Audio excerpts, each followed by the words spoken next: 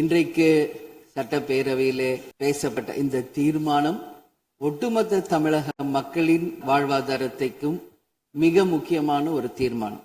எனவே இதை யாரும் மறுக்கப் போவதும் இல்லை, ஏற்காமல் விடப் போவதும் இல்லை. தமிழ்நாட்டிற்காகவும் தமிழக மக்களின் அத்தனை உரிமைக்காகவும் ஒட்டுமொத்த தமிழகமும் ஒன்றாக தான் இருக்க போகிறோம், அதற்காக போராட போகிறோம்.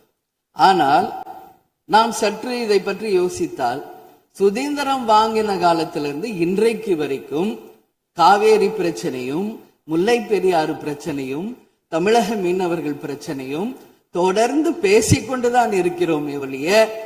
எதற்கும் இதுவரைக்கும் நிரந்தரமாக தீர்வு ஏற்பட்டதாக ஒரு வரலாறு இல்லை என்பதை நிச்சயமாக இந்த நேரத்தில் நான் பதிய வைக்க விரும்புகிறேன். இதற்கு எந்த குறிப்புகளோ படிக்க வேண்டிய அவசியம் இல்லை. இது உணர்வு, நம் மனதிலே ஆழமாக இருக்கும் நம் உணர்வை பதிய வைக்க வேண்டிய இடம் இந்த சட்டமன்றம்.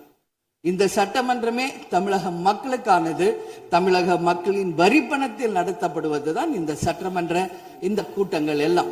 அப்படி இருக்கையில் தமிழக மக்களின் உரிமையை நாம் ஒவ்வொரு முறையும் நம்மை சுற்றி இருக்கின்ற மாநிலங்களிடம் போய் கேரளா, கர்நாடகா, ஆந்திரா, இன்னொரு பக்கம் மீனவர்களுக்காக ஸ்ரீலங்கா என்று தொடர்ந்து கேட்டுக்கொண்டுதான் இருக்கிறேன். ஒழிய தன்னிறைவு பெற்ற ஒரு மாநிலமாக தமிழ்நாடு என்றைக்கு வரப்போகிறது என்பதை தான் நான் இந்த நேரத்தில் சிந்திக்கிறேன்.